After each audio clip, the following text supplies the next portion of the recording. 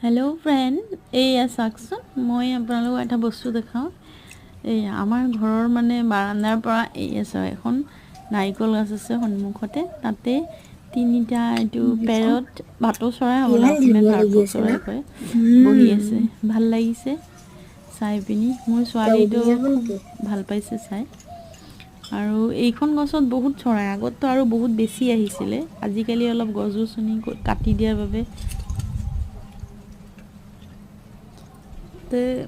চৰাই দেখিলে ভালেই লাগে।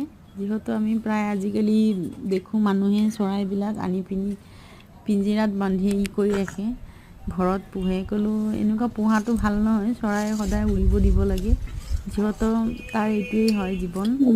আৰু কিমান ধুনীয়া লাগি আছে, আৰু মোৰ ছোৱালীজনীতো বহুত হেপী হৈ গৈছে চাই। ভাল লাগিছেনে?